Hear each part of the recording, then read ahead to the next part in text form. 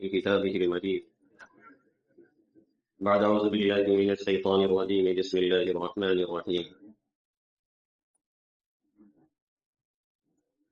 قل إن صلاتي ونسكي ومحياي ومماتي لله رب العالمين لا شريك له وبذلك أمرت وأنا أول المسلمين. وقال النبي صلى الله تعالى عليه وسلم: إن صلاتي ونسكي ومحياي ومماتي لله رب العالمين اللهم منك ولك. وقال النبي صلى الله تعالى عليه وسلم: إن الله لا ينظر إلى صوركم وأموالكم ولكن ينظر إلى قلوبكم وأعمالكم، أو كما قال سيدنا وهادينا محمد صلی اللہ تعالی علیہ وسلم. میرے محترم بزرگوں اور دوستوں اور عزیز طلبہ، یہ عشرہ ذی الحجہ چل رہا ہے اور اس کی آج 4 تاریخ ہو چکی. 5 دن کہیے 6 دن کہیے، اس عشرے میں اور بچے ہیں. رمضان کے بعد سب سے زیادہ فضیلت والے دن یہی ہے. فَأَكْثِرُوا فِيهِنَّ مِنَ التَّسْبِيحِ وَالتَّهْلِيلِ وَالتَّحْمِيدِ. اس لیے اس میں سبحان اللہ، الحمدللہ، اللہ اکبر کبیرہ والحمدللہ کثیرہ وسبحان اللہ بکرۃ وأصیلا، اس طرح کے الفاظ مستقل دہرانے چاہیے اور بار بار پڑھنا چاہیے. مدرسے میں آ رہے ہوں، مدرسے سے جا رہے ہوں، درسگاہ سے نکل کے جا رہے ہوں، درسگاہ میں آ رہے ہوں، جب بھی موقع ملے. بعض صحابہ کرام ہم نے بتایا تھا، عبداللہ ابن عمر رضی اللہ تعالیٰ عنہما، حضرت ابو ہریرہ، اس طرح کے اور صحابہ کرام ان عشرے کے اندر مارکیٹ اور بازار میں بھی باضابطہ تکبیر بلند آواز سے پڑھتے اور لوگ ان کے ساتھ پھر پڑھتے تھے. اللہ اکبر لا الہ الا اللہ، اللہ اکبر وللہ الحمد.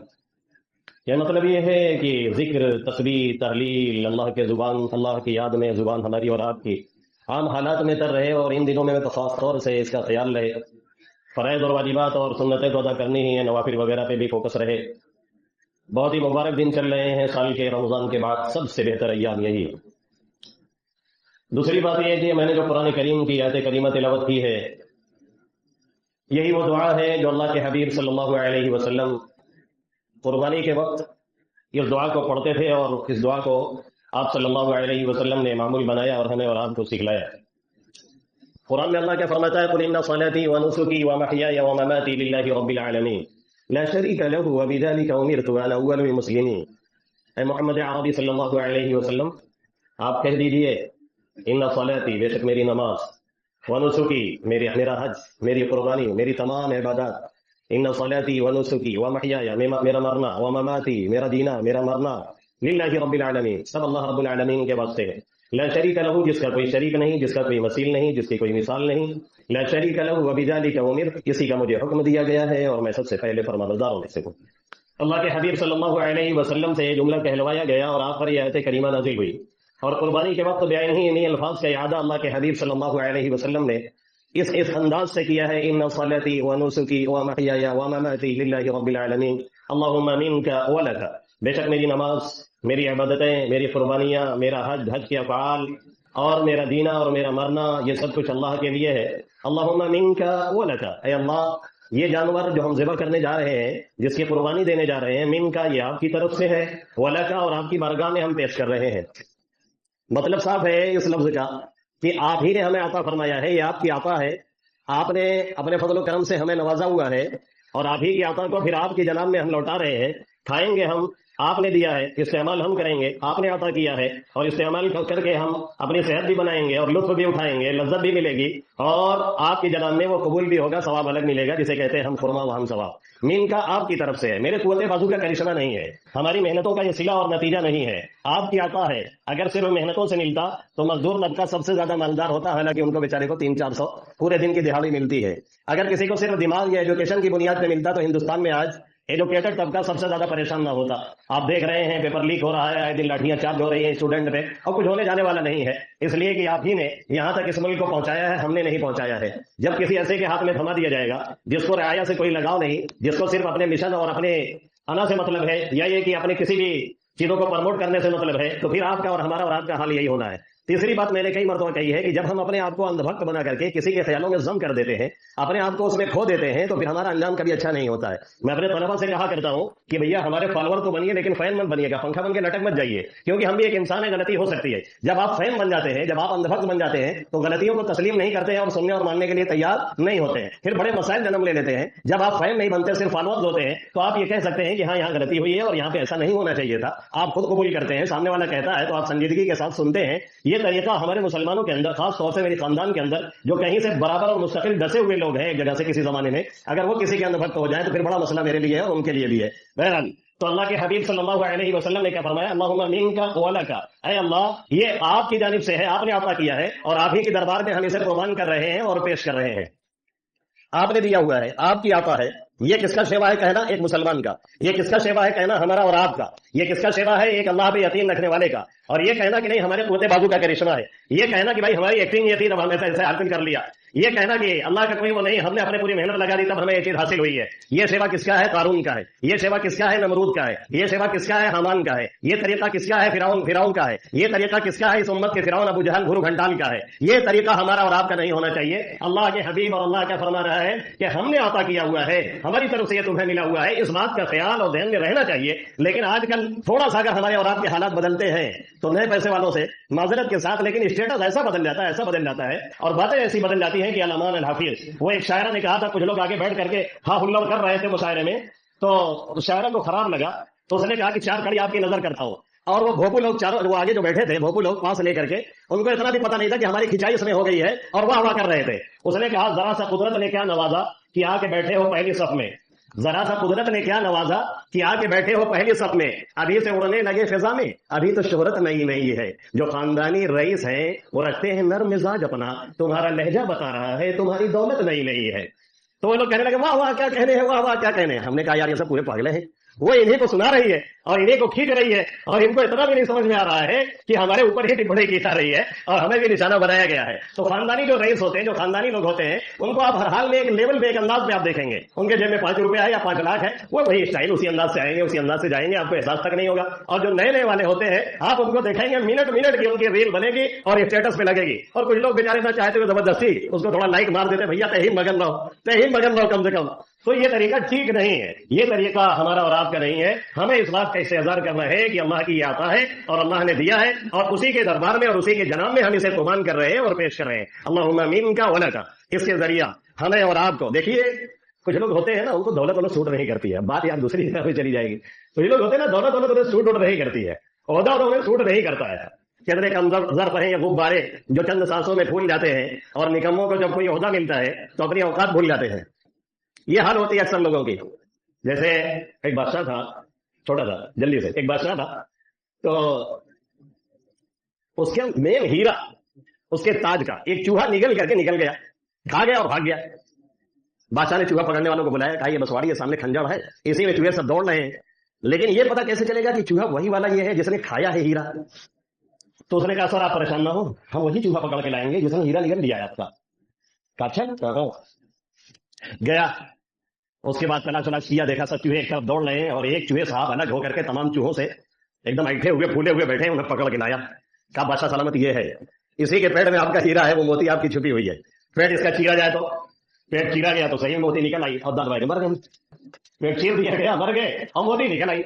اب بادشاہ حیران، اس نے کہا یار یہ تو ٹھیک ہے موتی ہمارا مل گیا، لیکن یہ بتاؤ کہ تم نے پکڑا کیسے، اس کو سمجھا کیسے کہ اسی میں نکلا ہے؟ اس نے کہا سر اصل میں مسئلہ یہ ہے کہ جو کمزور لوگ ہوتے ہیں، نکمے لوگ ہوتے ہیں، ہلکے لوگ ہوتے ہیں، ان کو جب کوئی مقام مل جاتا ہے یا کچھ پیسے اسے ان کے ہاتھ میں آ جاتے ہیں تو اپنی قوم سے الگ ہو کر کے اینٹھے پڑے رہتے ہیں۔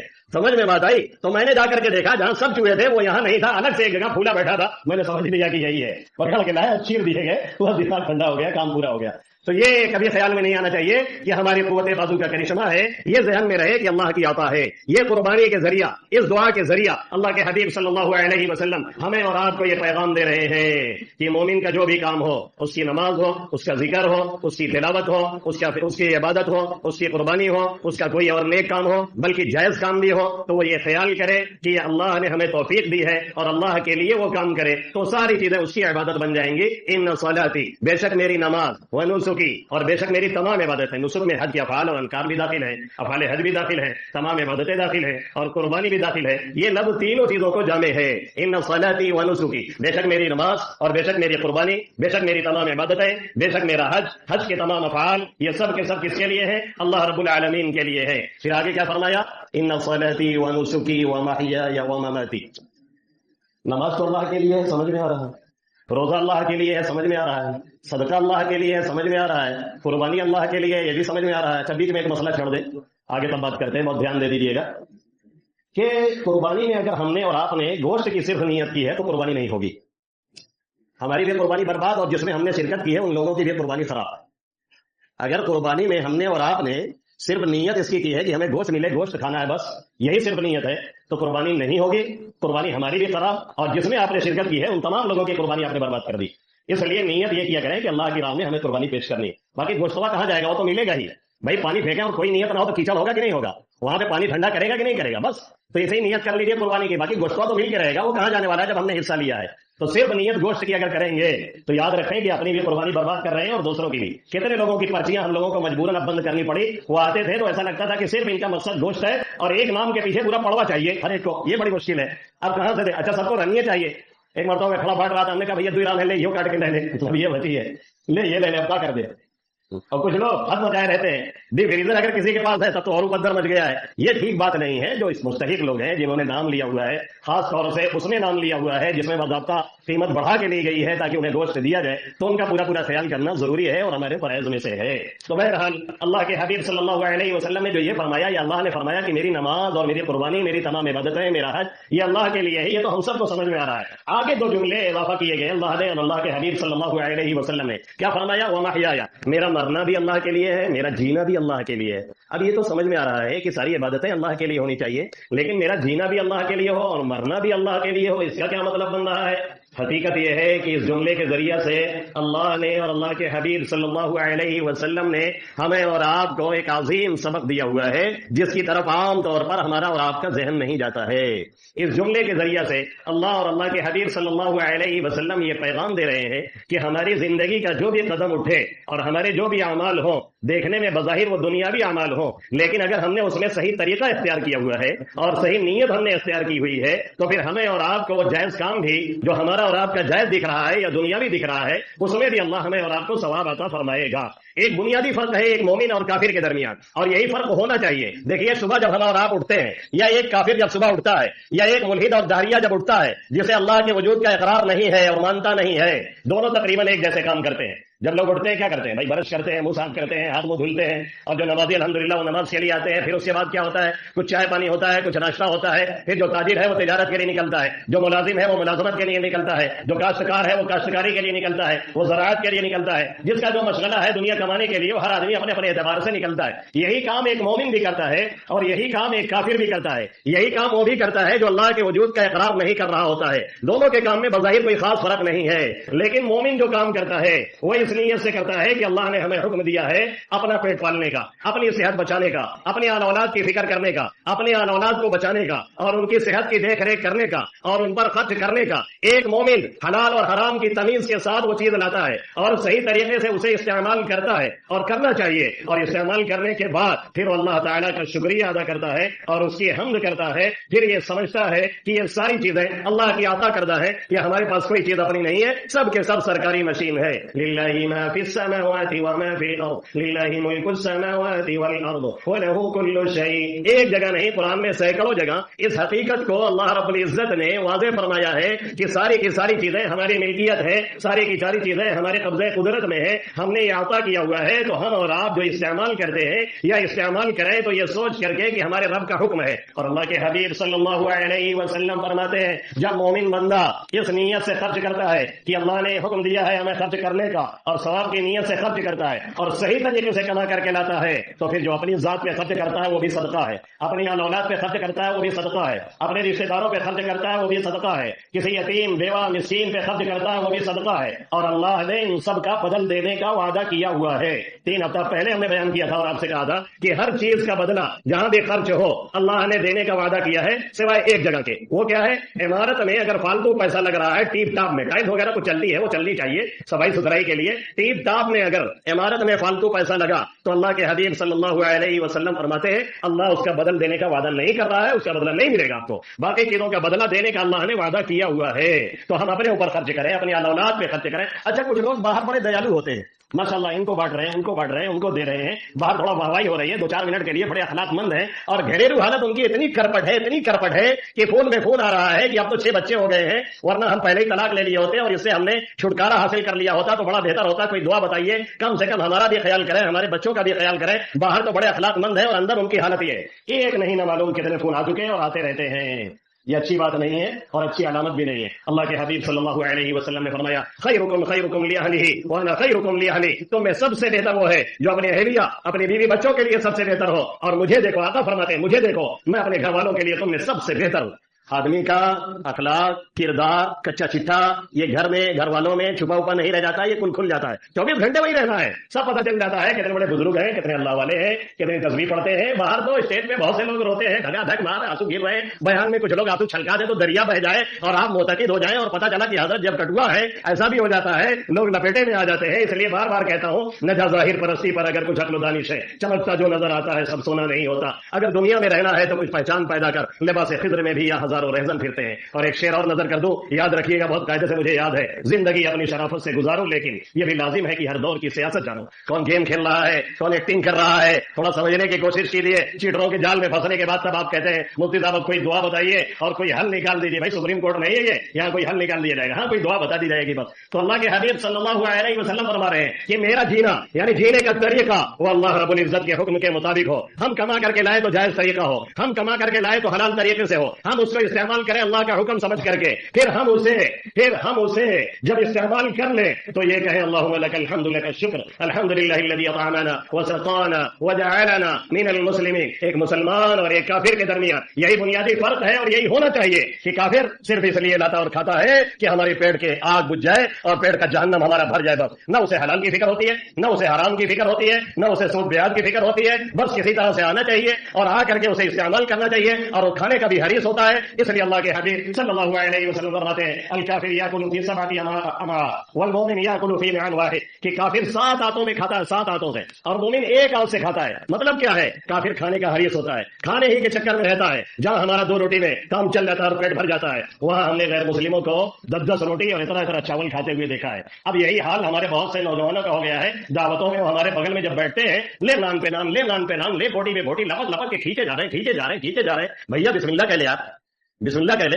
इसलिए कि बिस्मिल्लाह नहीं किया, इसलिए तभी चल रही है वो 10-10 रोटी और 5-5 रोटी। यहाँ 1 रोटी में पेट टेढ़ा और यहाँ 5 रोटी चली गई और उसके बाद भी पता नहीं चल रहा कहाँ जा रहा है भैया, क्यों खा रहे हैं? इसलिए कि बिस्मिल्लाह नहीं किया है। बिस्मिल्लाह करके खाओ, अल्हम्दुलिल्लाह कहो। हमने तजर्बा किया हुआ है, अगर हाफिज मौलवी को खिलाया जाए तो 10 लोगों और 5 लोगों का खाना 20-20 लोग खाते हैं और बच जाता है, और अगर बाहरी लोगों को खिला दिया जाए तो 20 लोगों का 5 लोगों को भी घट गया। ये हो चुका हादसा हमारे साथ। क्यों ये हादसा होता है? इसीलिए कि आमतौर पे वो लोग बिस्मिल्लाह नहीं पढ़ते हैं, और हदीस में जब बिस्मिल्लाह नहीं पढ़ते हैं तो शैतान साथ में खाता है, और जब बीच में बिस्मिल्लाह पढ़ लेते हैं तो कह करते हुए भागता है, वो कह करके इसी से चाटो है ना, कह करते हुए वहां से भागता है। तो इसका ख्याल करे, ये पैगाम दिया मोहम्मद अरबी सल्लल्लाहु अलैहि वसल्लम ने। और आखिर में क्या फरमाया, वो ममाती, मेरा मरना अल्लाह के लिए है। क्या मतलब है? यानी ये यकीन रखे, ये ज़हन में रखे कि जब अल्लाह चाहेगा तभी मौत आएगी, उससे पहले हम और आप मर नहीं सकते हैं। और इसीलिए अपने आज़ा को बर्बाद करना या इसीलिए खुदकुशी करना हमारे और आपके मजहब में हराम है, क्योंकि ये जान और ये आज़ा हमारे और आपकी मिल्कियत नहीं है, ये अल्लाह की अमानत है। उसी के हुक्म के मुताबिक, उसी के एतबार से हमें और आपको इस्तेमाल करना है, और हर एक का ख्याल करना है, सिर्फ अपना नहीं, अपने औलाद का, अपने मातहतों का, अपने अगल बगल पड़ोसियों का, हर एक की फिक्र करनी है हमें और आपको। इन्ना सलाती व नुसुकी व महयाया व ममाती लिल्लाहि रब्बिल आलमीन।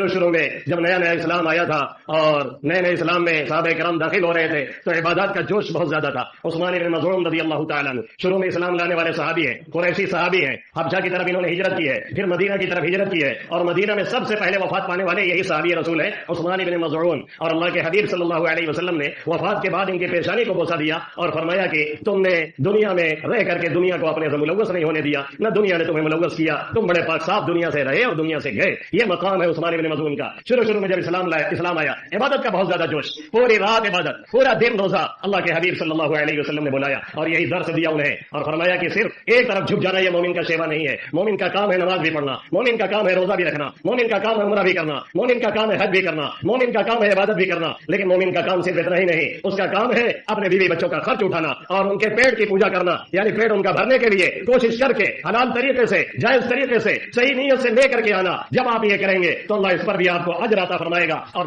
حلال کمانے کے لیے ایک ایک قدم جوڑتا ہے, ہر قدم پہ نیکی ملتی ہے اور ثواب ملتا ہے اگر کوئی جائز طریقے سے کماتا ہے. یہ پیغام دیا اللہ کے حبیب صلی اللہ علیہ وسلم نے ہمیں اور آپ کو. یہ قربانی جو کی جا رہی ہے وہ اللہ کی طرف سے اللہ نے ہمیں اور آپ کو عطا کیا ہے, اور اللہ ہی کے دربار میں اور اس کی جناب میں ہم اس کی قربانی پیش کر رہے ہیں. اس لیے اپنی نیتوں کو صحیح کریں, اور یہاں پر نہیں, تمام جو اس طرح کے کام ہیں, چاہے وہ جائز کام ہو اور چاہے دنیاوی کام ہو, جب اس میں طریقہ صحیح ہوگا اور نیتیں صحیح ہوں گی تو پھر ہمیں اور آپ کو وہ چیز بھی ملے گی اور اس کا اجر اور ثواب بھی ملے گا. صبح اٹھتے ہی اپنی نیتیں صحیح کر لیا کریں تاکہ شام تک جتنے جائز کام کریں اس میں ہمیں اور آپ کو اجر ملے. اللہ کے حبیب صلی اللہ علیہ وسلم فرماتے ہیں ان اللہ لا ينظر الى صوركم واموالكم, اللہ تمہاری صورتوں کو, اللہ تمہاری خوبصورتی کو, اللہ تمہاری پرسنالٹی کو, اللہ تمہارے ہینڈسم ہونے کو, اللہ تمہارے باڈی لینگویج کو نہیں دیکھتا ہے, نہ تمہارے مال و دولت کو دیکھتا ہے, نہ تمہارے بنگلے کو دیکھتا ہے, نہ تمہاری کاروں کو دیکھتا ہے, نہ تمہارے اونچے اونچے ٹاورز کو دیکھتا ہے, ولكن ينظر الى قلوبكم واعمالكم, اللہ تمہاری نیت کو دیکھتا ہے, تمہارے اعمال کو دیکھتا ہے, تمہارے جذبے کو دیکھتا ہے, کس جذبے سے قربانی کر رہا ہے. ہو سکتا ہے کسی کا جذبہ